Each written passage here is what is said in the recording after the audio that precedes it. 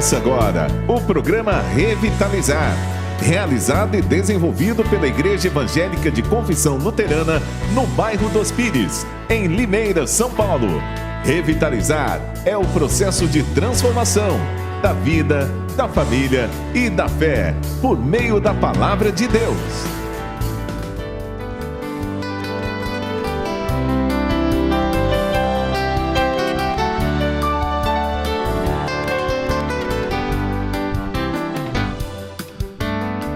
Olá, eu sou Lutero Gustavo e eu hoje estarei com vocês aqui na Rádio Lollapalooza para refletirmos sobre a Palavra de Deus. Desejo que esta palavra faça sentido na sua vida e seja relevante para a sua vida de fé. Que essa palavra possa iluminar a todos que estão conosco nesse dia. Que possamos ser instrumentos de Deus e levar a boa nova da salvação às demais pessoas no nosso mundo. Seja bem-vindo.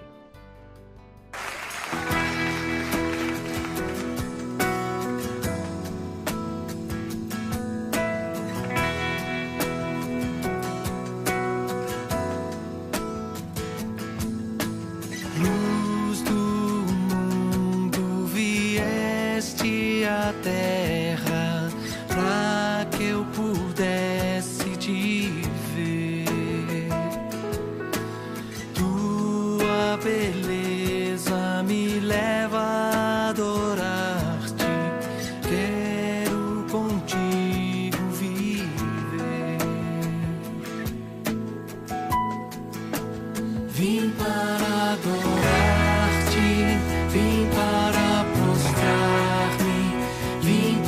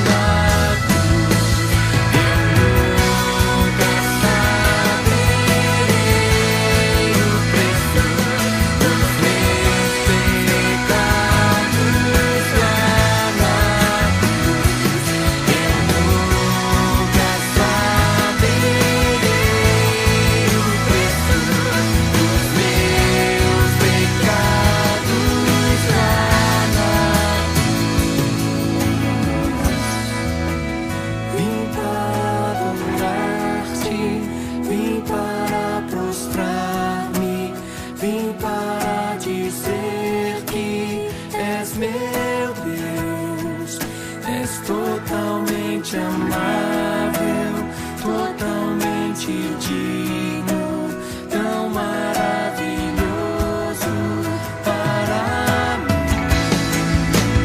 Vim para adorar-te, vim para prostrar-me, vim para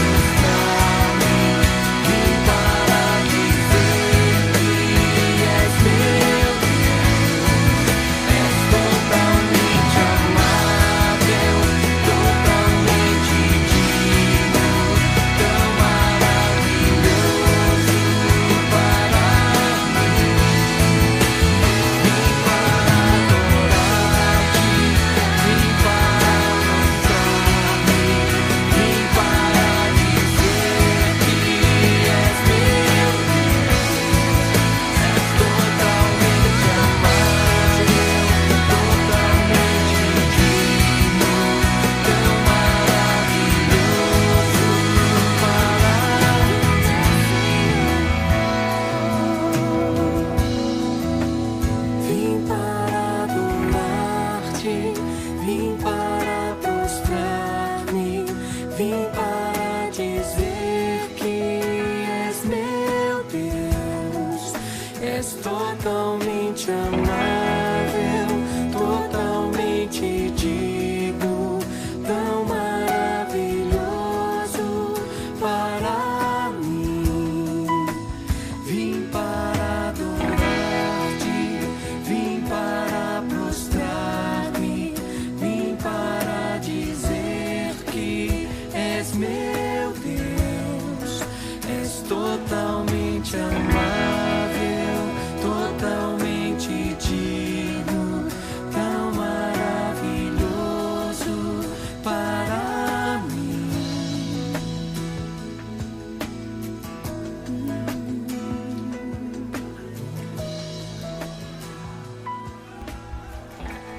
Trago para vocês, neste dia, da carta de Paulo aos Romanos, no capítulo 8, dos versículos 18 até o 25.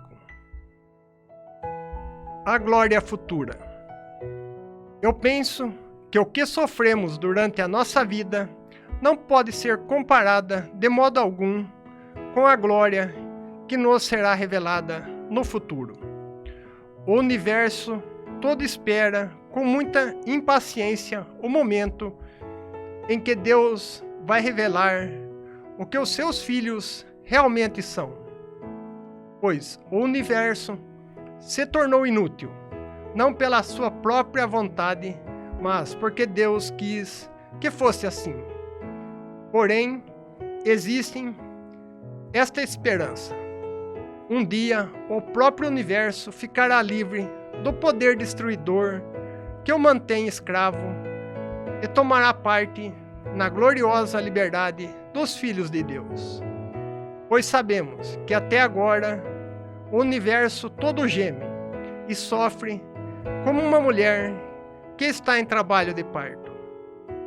E não somente o universo, mas nós, os que temos o Espírito Santo, como o primeiro presente que recebemos de Deus, nós também gememos dentro de nós mesmos, enquanto esperamos que Deus faça com que sejamos seus filhos e nos liberte completamente. Pois foi por meio da esperança que fomos salvos. Mas, se já estamos vendo aquilo que esperamos, então isso não é mais uma esperança, pois é que fica esperando por alguma coisa que não se está vendo. Porém, se estamos esperando alguma coisa que ainda não podemos ver, então esperemos com paciência a vinda do Senhor. Vamos meditar sobre esta palavra neste dia.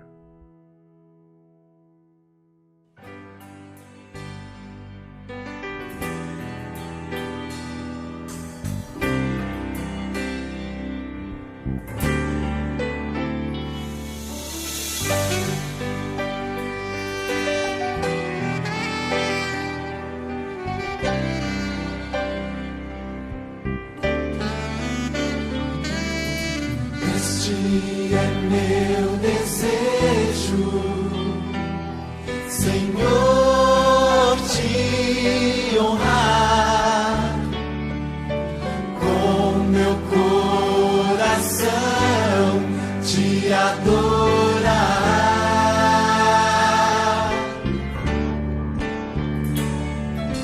Tudo que há em mim te dá louvor, só a ti adoro, meu Senhor.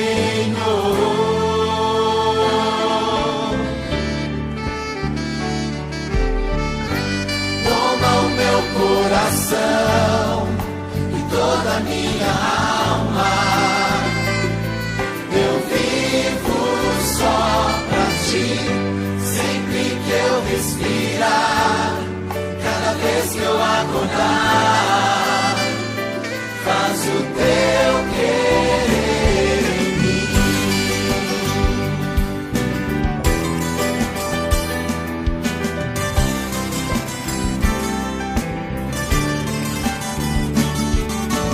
Este é meu desejo, Senhor, te honrar com meu coração, te adorar.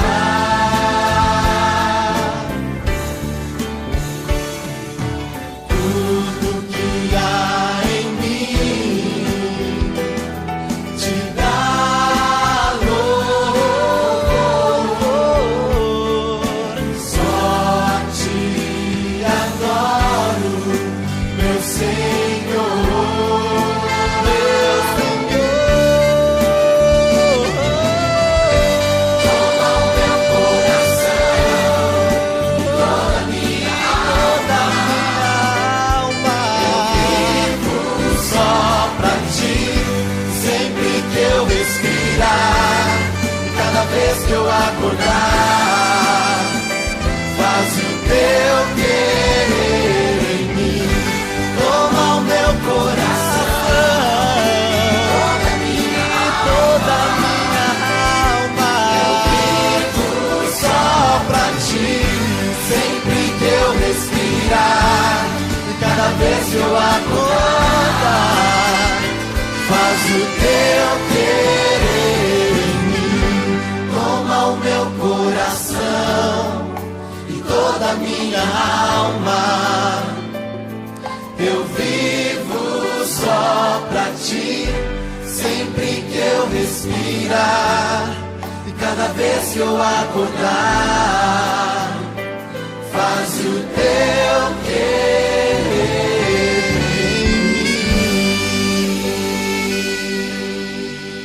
mim. Amados irmãos e irmãs, qual é o nosso sofrimento?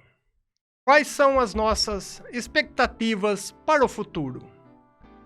O que o mundo reserva para os filhos de vocês? A futuro, nós vivemos em um tempo cheio de dúvidas. Quando ligamos a televisão, nos deparamos com um monte de notícias de morte, corrupção, impunidade, violência e guerra. A Terra se tornou um lugar hostil à vida humana.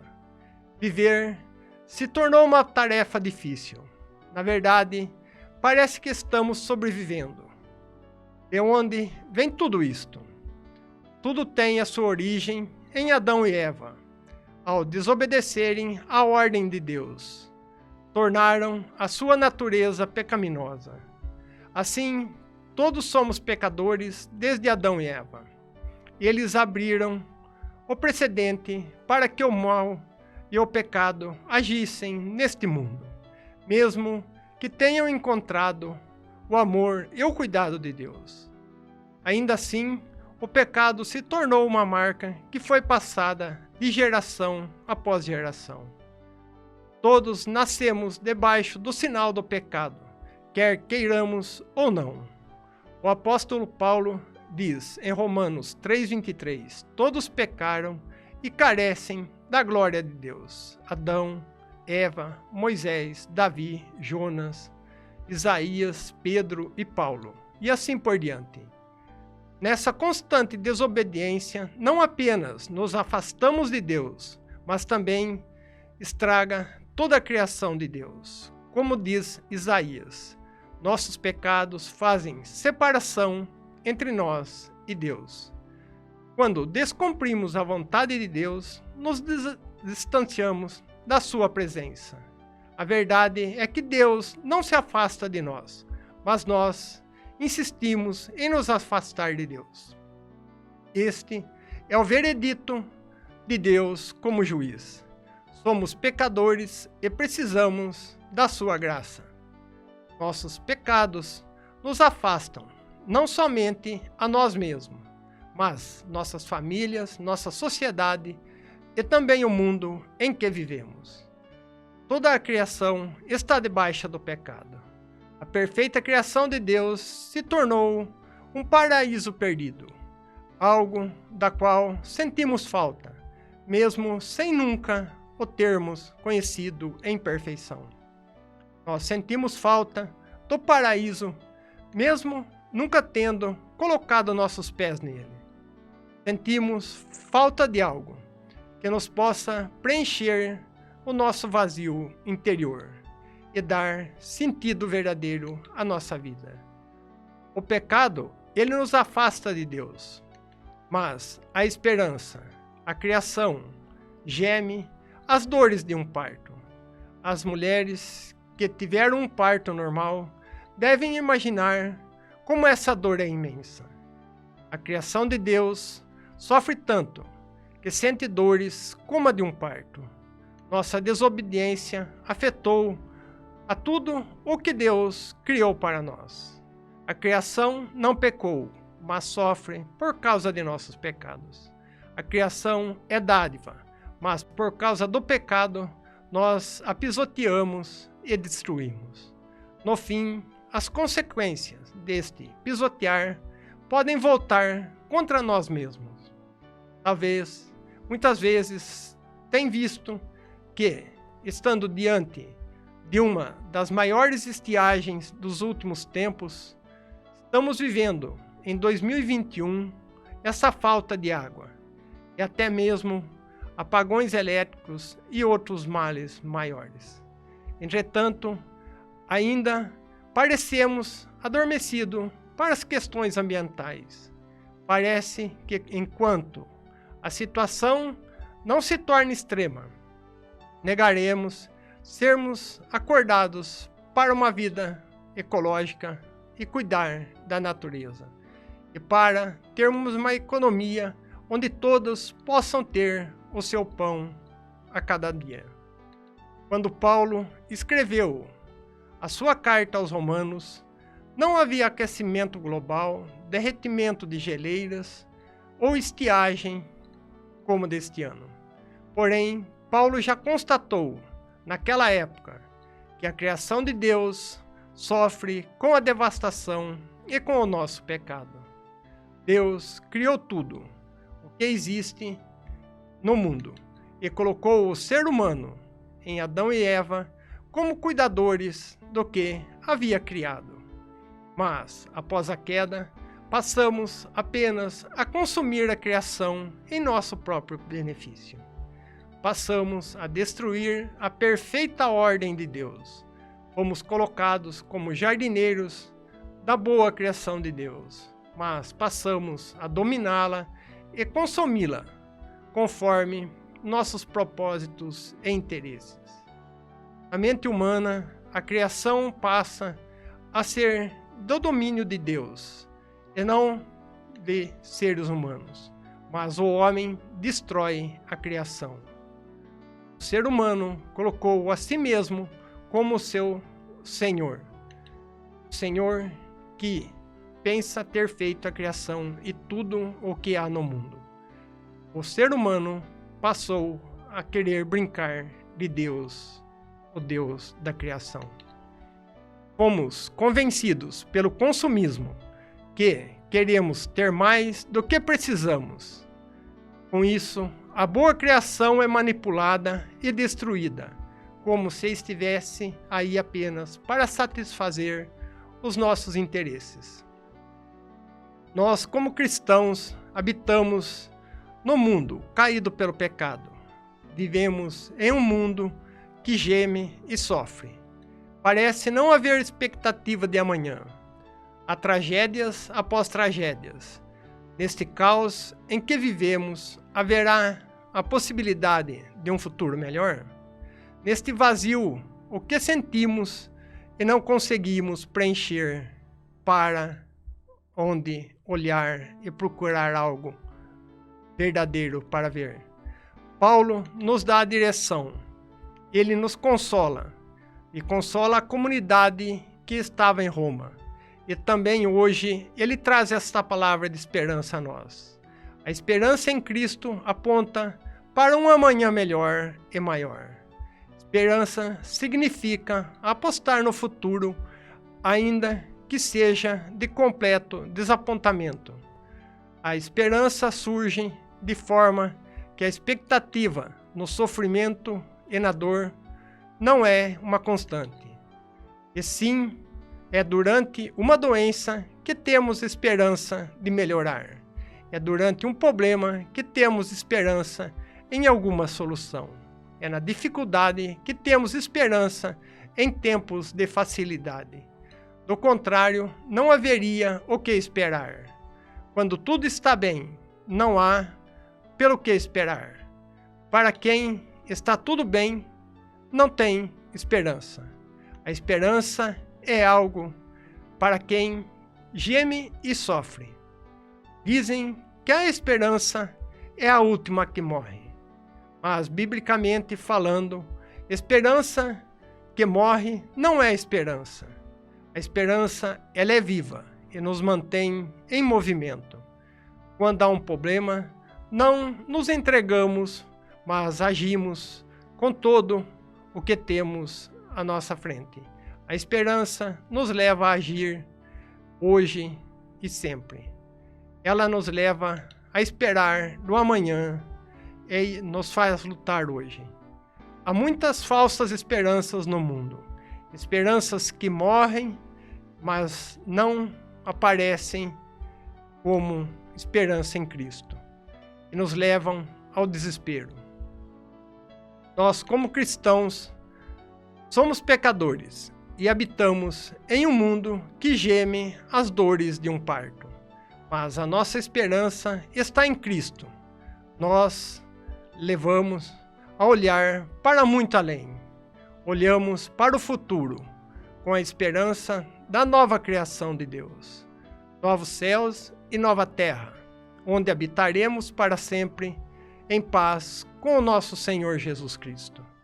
Nossa esperança, ela não termina na morte, em um caixão ou em um jazigo no cemitério. A nossa esperança, ela está fundamentada na ressurreição de Cristo dentre os mortos.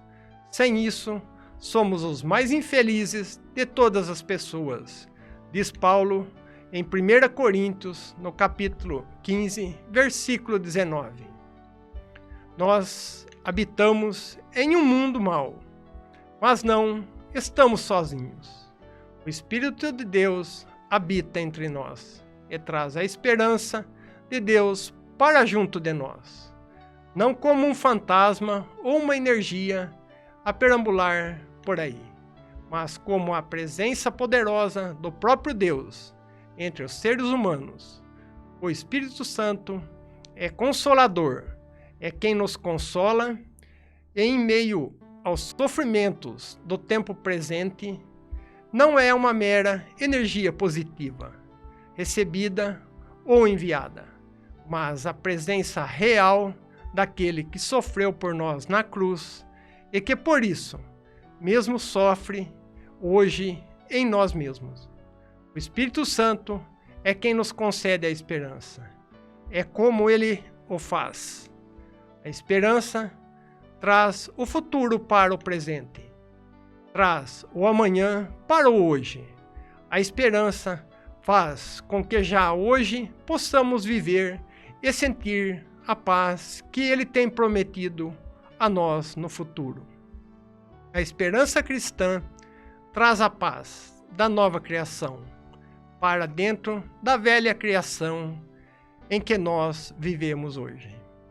É como se nós pudéssemos sentir o céu e a eternidade, ainda que estejamos habitando neste mundo.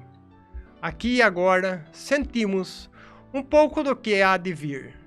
Já agora sentimos o que ainda não chegou. A diferença está na esperança cristã. Está em sua base, que é Cristo ressurreto. A esperança cristã não se baseia naquilo que nós fazemos, mas naquilo que Cristo já fez por nós. A esperança está baseada na morte de Cristo na cruz e a sua ressurreição dentre os mortos. Não há uma energia apenas, nem mesmo uma filosofia de vida ou de pensamento positivo. A esperança cristã é palpável, vem de Jesus e aponta para Jesus. Vem da cruz e ressurreição e aponta para os novos céus e nova terra. O fundamento da nossa esperança é a cruz, ou seja, aquilo que Deus fez por nós no passado. O alvo da nossa esperança está no futuro que já podemos sentir hoje, no presente. Podemos, no presente, crer no futuro por causa de Cristo, que já fez no passado e nos presenteia no presente com a vida eterna. Eu repito, podemos no presente crer no futuro por causa do que Cristo já fez. Ele já fez isto no passado e mais uma vez ele faz hoje. Por isso não percamos a esperança. A nossa esperança está em Cristo. E sem Cristo não há o que esperar. Esperar é aguardar o melhor que ainda vai vir pela frente. Porém, a esperança cristã tem seu início em algo que ocorreu há muito tempo. O Cristo crucificado, ele ressuscitou dentre os mortos, subiu aos céus e prepara um lugar para cada um de nós. Que possamos crer nesta palavra, hoje e por todo sempre. Amém. Gostaria de convidar você para uma palavra de oração. Graças, Pai, te damos por podermos ouvir da Tua palavra neste dia. Agradecemos que através de Paulo, que levou a palavra do Senhor aos romanos, também ela hoje nos é dada, aonde o Senhor, em meio às dificuldades que teu povo viveu no passado, o Senhor esteve com eles. E também hoje, quando o povo clama por aflição, o Senhor vem e acalma e acalenta cada um. Dá, Senhor, a paz verdadeira, essa paz que o mundo não consegue oferecer, mas que somente o Senhor pode nos dar. Guarda-nos neste dia, protege-nos e abençoa-nos. Por Cristo Jesus nós pedimos e agradecemos. Que você possa ter uma semana abençoada, que em todos os momentos você possa lembrar que Cristo está ao seu lado, te abraçando e te conduzindo pelo caminho que leva à salvação eterna. Que tenha uma semana abençoada em nome de Jesus. Amém.